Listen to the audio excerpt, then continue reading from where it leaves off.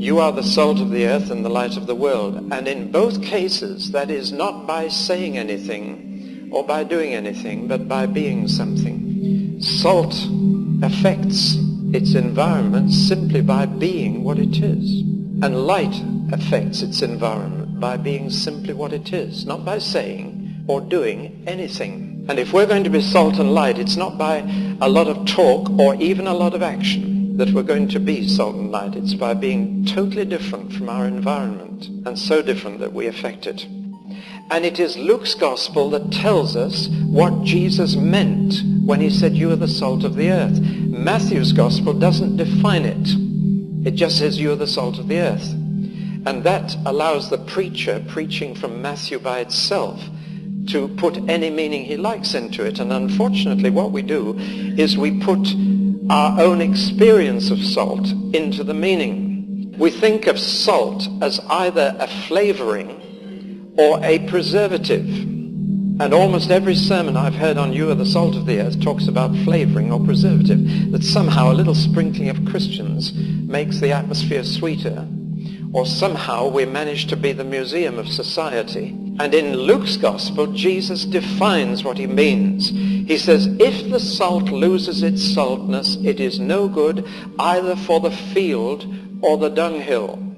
And this tells you what salt was used for in the ancient world. It was scraped up from the shores of the Dead Sea, which, as you probably know, is 28% salts in solution. Now, it's not pure sodium chloride, NaCl. It is a mixture of various salts. There are all kinds of different salts there, and one of the main ones is potassium chloride, potash. If you're a gardener, then you know that every plant needs 3 kinds of fertilizer. It needs phosphate to develop the roots, it needs nitrates to develop the leaves, and it needs potash to develop the flowers and fruit. And a balanced fertilizer will include all those 3. And so the salt that was scraped up from the Dead Sea was widely used as a fertilizer, largely because of the potash in it. There were other things too, magnesium bromide. There are all kinds of major salts in the Dead Sea. There is also sodium chloride, quite a lot, and that of course was used in the kitchen. But Jesus is thinking about its use as a fertilizer. He said on the soil. And the word soil there is exactly the same as the word earth in Matthew. The salt of the earth, the salt of the soil, the fertilizer that you put on the soil to make good things grow.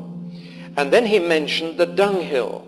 That was a reference. The word there is a word for not animal manure, but human manure. He's now into the backyard. They simply had a heap of dirt at the bottom of the yard. You went and emptied your bowels at the bottom of the yard, and then by the side of the dirt was a box full of salt from the Dead Sea. And you put a handful of that on your dirt. And that, in fact, was a disinfectant, a very simple disinfectant to stop the spread of things you didn't want to grow. Now, those two put together give you a negative and a positive influence of salt, that it promoted the growth of good things that you wanted to grow, and it inhibited the spread of bad things that you didn't want to grow. It is a vivid picture, and Christians are to be the salt of the soil. Here you've got a very clear, vivid picture. Jesus was always using very familiar pictures from ordinary life and using them to illustrate profound truth. You are the salt of the soil. You are the people who will stop bad things growing and spreading, and who will promote the growth of good things that are wanted there. Now that's a vivid picture. And you are that salt, not by saying anything and not by doing anything, but by being totally different from the environment. And it's as simple as that. In the kitchen, a sprinkling will do. A little salt in the soup and that's enough. But as a fertilizer or a disinfectant, you need a considerable amount before the effect shows. You need handfuls in both cases. A little sprinkling on the soil will not do a thing. And therefore the very concept of being salt in society demands a certain proportion of that society being Christian, being different, being salt. And the simple fact is we have not got enough salt. It is as simple as that. And that is why social trends are going the wrong way. And there's no way it can be reversed until there is a sufficient amount of salt to do the trick. In other words, we might be able to win an occasional battle by lobbying and by protesting, but we will lose the war while there is an insufficient amount of salt. And you can apply this in any situation. And while you read the papers and decry what's happening in society, it all shrieks at me, we no longer have enough salt in this country. We once had, but we no longer have. And we can't expect the trends to reverse until we do. Now, how much do we need? Now, this is where I've got some good news for you. That in fact, when in any community or society there is 5% salt, the social trends reverse for the better. And it's not by anything that 5% are saying or doing, but just by being 5%. Until we are producing enough salt to save a society, we're going to continue to work in a situation that's going downhill. And where incidentally it becomes increasingly difficult to be a Christian, because the tide is running hard against us at the moment, and will continue to do so. Well, now that's the quantitative aspect of salt. Sprinkling is no good. We need shovelfuls, and we haven't got them. The second aspect is the aspect not only of amount, but of distribution. Salt is no use in the box or the salt cellar. It has got to be in direct contact with the dirt before it operates. In other words, it operates by presence and not absence. And as long as salt is locked up in a meeting like this, we cannot be salt of the earth this morning. We just can't do it, because we're out of contact with the dirt. And therefore distribution, we need first of all 5%, but if that 5% were all locked up in Christian schools and in suburban churches, it would not be salt. It's got to be in among the dirt. It's got to be in direct physical contact if it's going to operate. In a factory where there's a 5% Christian presence, the language changes without anybody saying anything. Think of your street or the place where you work. Don't grumble because you're in direct contact with the dirt. That's precisely where salt can act. But it does need a 5% presence. And there is a disturbing attitude among Christians to try and get out of that dirt and to get into a Christian situation. But I remember a girl coming to me and saying, "Isn't it wonderful?" She said, "I'm the only Christian in the office where I work," and she said, "It's so hard." But she said, "I've seen an advertisement for a Christian firm, and they want someone, and I'm qualified for the job, and I've been accepted in a Christian firm." She was looking forward to starting the day with prayer and all the rest of it, and going to work in a firm where everybody was Christian. And she saw my face and she said, "What's the matter?" I said, "You just told me that you were the only Christian in the office where you worked, and now they have no contact with Jesus." I want that to be an encouragement to some of you to stay right where you are, or to put it in Bible terms, to remain in the vocation in which you were called, because God called you right there, because you wanted some salt right there. Better to pray that more Christians will join you in that situation until you get the 5% than run away and join a Christian outfit. We need salt in national government, local government. We need salt in sport. Distribution of salt is very, very important. And the more we shrink back into Christian ghettos, the less that salt can operate. It can only operate in direct contact with the dirt. The third aspect of salt, and perhaps the most important for us, is the aspect of quality. You see, salt is needed in a certain amount in any given situation. It is also needed to be in direct physical contact with the situation it's going to influence.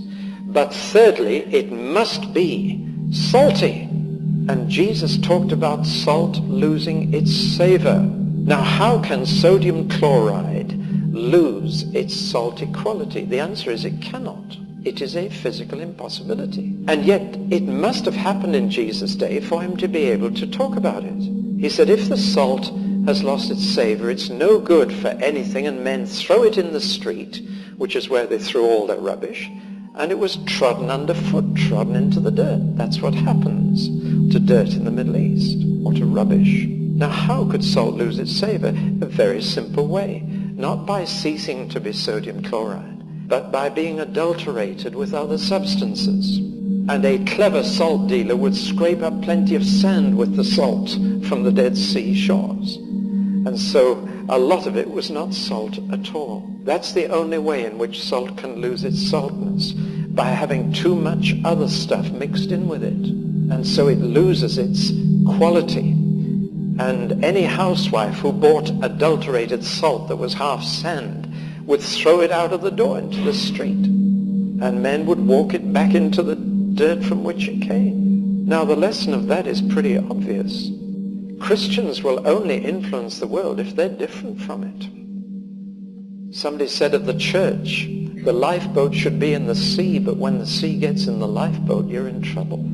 And in fact, our real situation in England is not just that we don't have enough salt, but that the salt we do have is losing its saltness very, very rapidly by being adulterated, by having too much of the humanist, secularist society around us getting right in among Christians, because the pressure is enormous to conform. Well, now, it therefore can lose its savor.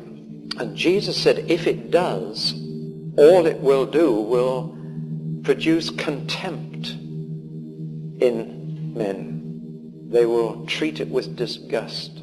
So we have the rather sad spectacle of Christians trying to be, to quote the Archbishop of Canterbury, we must be credible to our contemporary generation.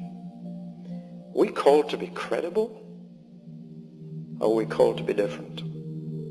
That's the real issue. The feeling we've got to be with it, we've got to be one of the boys, we've got to go along with contemporary society or we'll lose them. That is when the salt loses its saltness. And in fact, it's not the way to save society, it's the way to follow it. We should be leading society into a better way, not following their way 30 years after them. And then Jesus said something which I don't think people have taken too seriously. He said, if the salt loses its saltness, there's no way it can be restored. Wherewith shall it be salted again? Now that's important. Once you lose your saltness, you can't get it back again. Once you've lost, when an individual Christian loses their reputation, almost impossible to get it back again. Once salt loses its saltness, wherewith shall it be salted? It's gone for good. Now then, so what is saltness? Well, we've got to go back to the Beatitudes. And when you read those Beatitudes properly, they are the exact opposite of the attitudes of the world in which we have to live and move. To be poor in spirit is to be despised by the world. It means to lack self-confidence to the point where you say, God, if you don't help me, I can't do it. Now the world admires self-confidence, people who are proud in spirit, people who stand up for themselves, people who say, I can do this. But poor in spirit is the exact opposite. It's to say, hey, this is way beyond me. It's the opposite of self-confidence. It's God-confidence, but it's a lack of self-confidence. To be mourning in a world that loves to be happy and jovial and joking, to weep when others laugh, to be meek. The world, I'm afraid, is an aggressive, competitive meritocracy. And meek people are not going to get very far. People who can be pushed around. And then hunger and thirst for righteousness. That means those whose top ambition is to live right. Not to live rich, but to live right. That's their major ambition in life. That kind of person will be salt. Not the person whose ambition is to be famous or powerful or wealthy. To be merciful in a competitive, cruel, opportunist world. To be merciful, to give others a chance. To be pure in heart not only means to be clean in desires, it means to be unmixed in motives, not to have ulterior motives, to be motivated by simple, pure motives in what you do in your career, and to be peacemakers rather than fighters. Now, Jesus was a realist, and when he outlined the character of salt in this way, he realized, he knew from his own experience as well, that this was the surest way to be persecuted, which is why he adds an extra beatitude. Blessed are you when you are persecuted, when people say all kinds of bad things about you. And he knew that saying, sticks and stones hurt your bones, but names don't hurt at all, that's one of the most untrue proverbs that's ever been coined. What people say does hurt, hurts deeply. And Jesus said, blessed are you when people say all manner of evil against you. Because if you're going to be salt in your situation, this is certain to happen. People will not believe that you have unmixed motives. You can't believe you're doing it for the right reasons. They'll try and... Satan was ever the slanderer and the accuser of the brethren. So Jesus said, if you're going to be salt, it's going to be tough. It will not pay in this world. It will in the next. Great is your reward in heaven. Which means you really have to have faith to believe your reward's going to be big. Because you're not going to see it in this world. So you better accept that. But it's going to be pretty big in the next. It depends where you want your reward, said Jesus. The choice is contempt. What a choice. Contempt or hatred. You either are good salt, in which case you'll get contempt. Hatred, or you're bad salt and you lose your salt, in which case you get contempt. So I tell you, a Christian loses every way in this world. But if you're real salt, there's a great reward for you in the next. Now, what about light? Light also has its negative and its positive aspects. Its negative aspect is to expose bad ways, to show people up. And that's not the way to popularity either. But it also has a positive function in exhibiting the right way, the better way. So its negative aspect is to show up bad ways. The positive aspect is to exhibit a better way. Neither way will be popular again. Now, this is the only thing Jesus ever said about himself and his disciples. He said, I am the light of the world, you are the light of the world. He didn't say, I am the salt of the earth, but he did say, I am the light of the world. And he said, you are too. And the occasion on which he said it is fascinating. It is in the context of the woman taken in adultery, a story which you probably have never understood. It is a Jewish story, as the Bible is a Jewish book.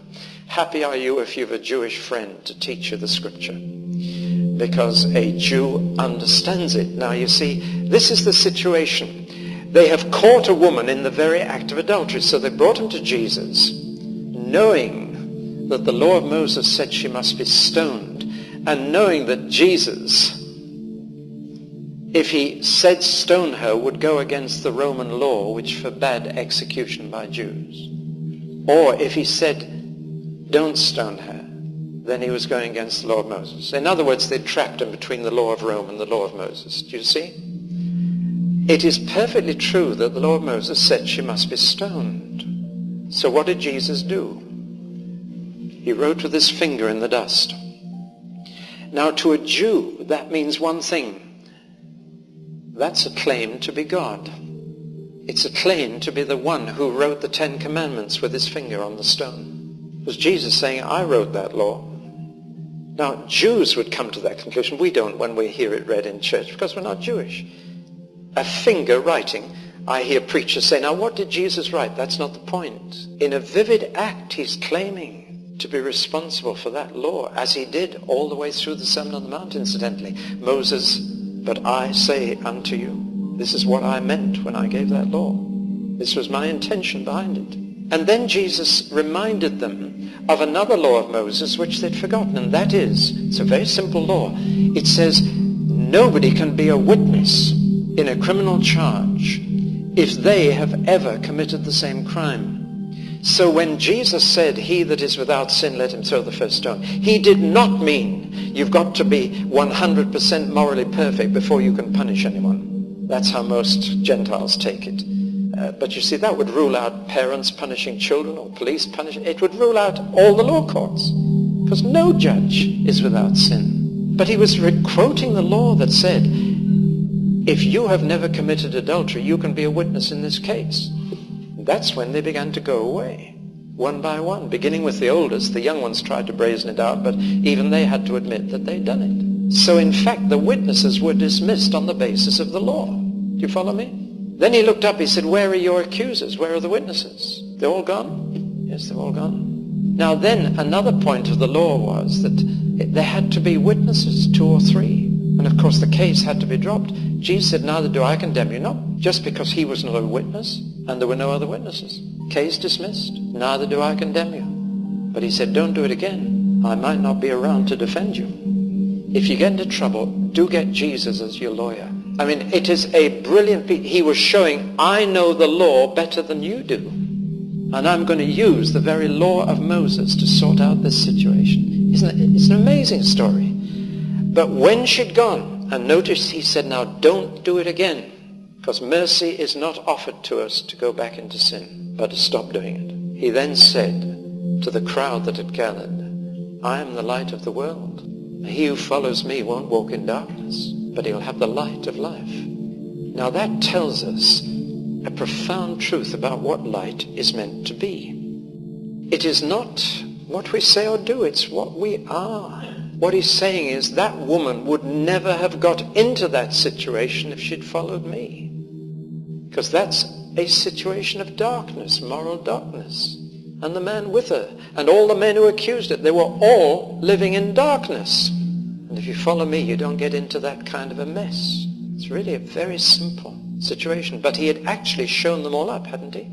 He'd shown them all up, exposed their bad ways, and exhibited the better way. Don't do it again. Don't sin anymore. Now then, the only action that we have to do as light will put ourselves on a lampstand.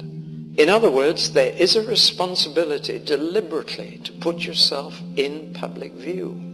Now that's a difficult thing for Christians to do, because hiding your light is no use to anybody else. You may be shining by yourself, but that's not going to help anyone else. Now then, what is it that we have to let shine? The answer is, Christians are to be seen for having a higher standard of living than everybody else, but not in material ways, in moral ways.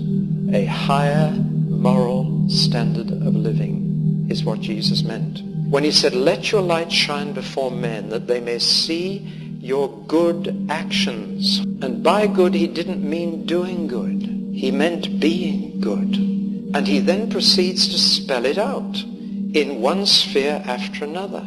And he raised moral standards higher than anybody has ever dared to raise them. There is no ethical teacher in the whole of human history dared to say what Jesus said in the Sermon on the Mount. And that is why many dismiss it as impracticable and idealistic. And they say it's impossible for anyone to live like that. And it is. It is not natural for anyone to live like this. It is supernatural, which is why Jesus said, let them see how you live and glorify your Father in heaven. They will say that's not natural. It's not natural. Let me take one example from the Sermon on the Mount. Jesus forbade, in fact, he spent more time on this sin than any other in the Sermon on the Mount. He forbade anybody in the kingdom to worry. And this is why you never see a Christian worried. Now, why is it that whenever I say that, it's treated as a joke? Because Jesus didn't mean it as a joke. We treat it like that because we are laughing it off. But he said, worry is forbidden in my kingdom because it is a libel on my heavenly Father. It is saying, your Father in heaven cares more about his animals, his pets and his garden than he does about his kids. He clothes the lilies of the field and he looks after the birds of the air. But me, I'm his child, I have to worry. Now do you see what a libel that is? Why did he spend more time on that than anything else in the Sermon on the Mount? Because he knows how natural it is to worry. It is supernatural not to. Do you understand? What an influence it would be if people said, why is it Christians never worry? In a world that everybody's having to worry about the mortgage and everything else, why is it Christians not worried? Boy, that would be an opener for a testimony, wouldn't it? Why are you never worried? Well, I don't need to. Now, Jesus said that will be light in the world. That you of all people, as things get worse, and they're going to get worse, you're at peace. my Father's running this world, and I'm his child, and therefore he will see that I always have enough to eat and enough to wear. That's the best welfare state in the world. He will not see that I get everything I want, but everything I need, right till my dying day. Who wouldn't want to be in a welfare state like that when the government is scrapping every other bit of welfare? You see, Jesus fixed moral standards higher than anybody else. But what he then did was he lifted people to the standard. What the church in our country is doing today is lowering the standards to meet the people. Now that's not going to be light or salt. Do you follow me? And Jesus was quite clear that being light is going to be terribly unpopular, because he went on to say, I'm the light of the world. He went on to say, and because I am, you hate me and you want to kill me. And he knew perfectly well that being light is a very costly thing. And standing for what you know to be right and true will be painful and profoundly unpopular. And yet that is what it is to be light in the world of darkness. But I hope I've left you with a sense that salt and light are not what you do or say, but what you are. And they only operate when you're in direct physical contact with a world that's in darkness and dirt. And we need a certain amount if it's going to operate. And we need, above all, a quality of salt and a quality of light that is totally different from the society in which God has placed us.